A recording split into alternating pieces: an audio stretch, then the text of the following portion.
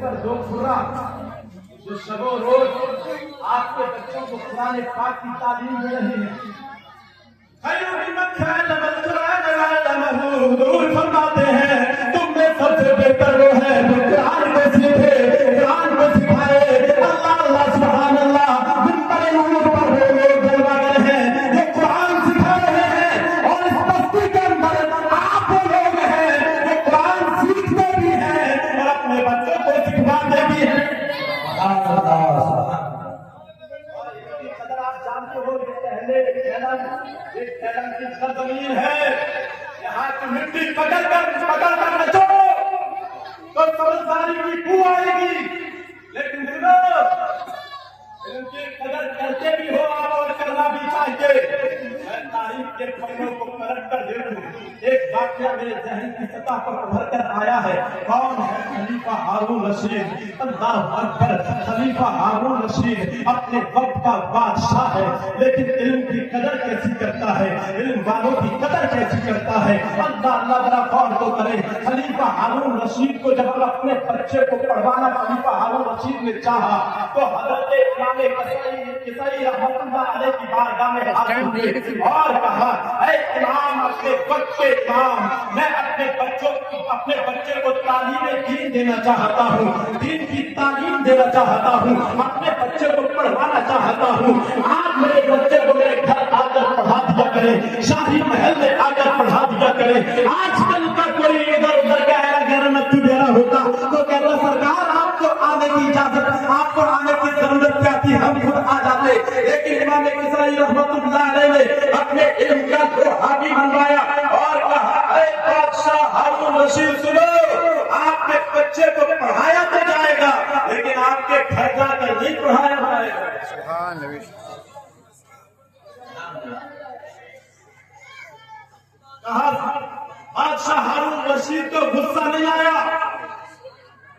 بادشاہ سمجھدار تھا, علم والوں کی قدر کرتا تھا, علم کی قدر جانتا تھا, ایک پرہیزگار انسان ہے ہارون رشید بادشاہ. کہا سرکار میرا بیٹا آپ ہی کے گھر پر آ جائے گا, میرا بیٹا آپ کے ہی گھر پر علم حاصل کرنے آئے گا. امام کسائی رحمۃ اللہ علیہ نے کہا ٹھیک ہے بھیج دینا. ہارون رشید نے کہا لیکن ایک عرض ہے, عرض یہ ہے کہ میرا بیٹا جب آئے تو سب سے پہلے اس کا سبق آپ کو سننا ہے. امام کسائی رحمۃ اللہ علیہ نے کہا نہیں, جو پہلے آئے گا اس کو پہلے پڑھایا جائے گا, جو بعد میں آئے گا اس کو بعد میں پڑھایا جائے گا. ہم امیر غریب اور میں فرق نہیں کرتے ہیں, ہم بادشاہ وزیر میں فرق نہیں کرتے ہیں. ہماری بات تو الگ ہی ہے, ہم تو وہ کرتے ہیں جو حق جتنا ہوتا ہے ہم اس کو دیتے ہیں. اگر تمہارا بیٹا پہلے آئے گا ہم پہلے پڑھائیں گے, بعد میں آئے گا تو بعد میں پڑھائیں گے.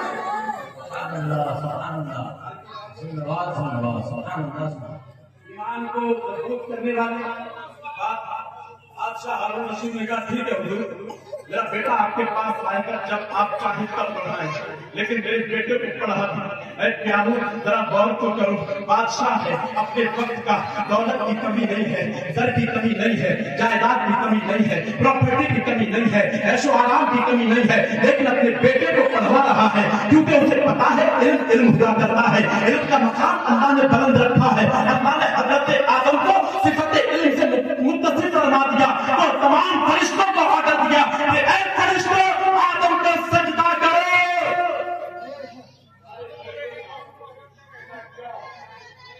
سارے فرشتوں نے آدم کو سجدہ کیا. کیوں؟ ایک وجہ تو یہ ہے ان نور محمد کان فی جبہت آدم, حضور کا نور حضرت آدم کی پیشانی میں جلوہ گر تھا. اور دوسری وجہ یہ بھی ہے کہ حضرت آدم کو اللہ نے صفت علم سے متصف کر دیا تھا, اس لیے سارے فرشتوں پر حضرت آدم کا مقام کافی بلند ہے.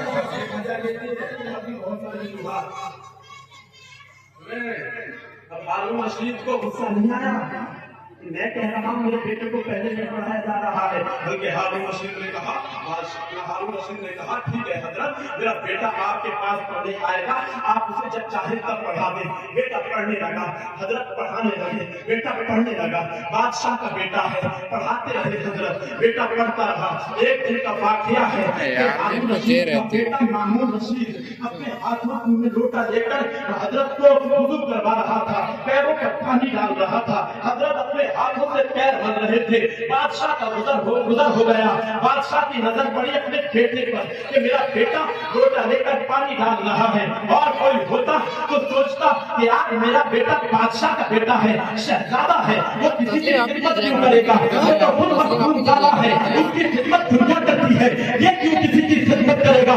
ہارون رشید کو ایک غصہ آیا، تھوڑے سے اتر کر ایک کوڑا اپنے بیٹے کی پیٹھ پر لگایا اور کہا نادان، اللہ نے تجھ کو دو ہاتھ دیے ہیں، ایک ہاتھ سے پانی ڈال اور ایک ہاتھ سے اپنے استاد کے پیروں کو دھو۔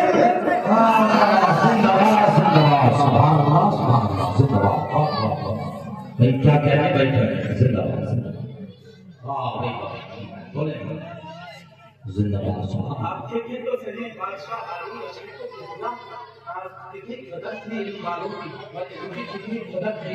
اور بہت سارے واقعات تاریخ میں ایسے ہیں جو ایجوکیشن پہ آپ کو ابھاریں گے، تعلیم پر آپ کو ابھاریں گے۔ کون نہیں جانتا ہے حضرت علماء کو، کون نہیں جانتا ہے حضرت عبداللہ ابن عباس رضی اللہ تعالیٰ عنہما کو، کون حضرت عبداللہ ابن عباس نے توجہ کریں۔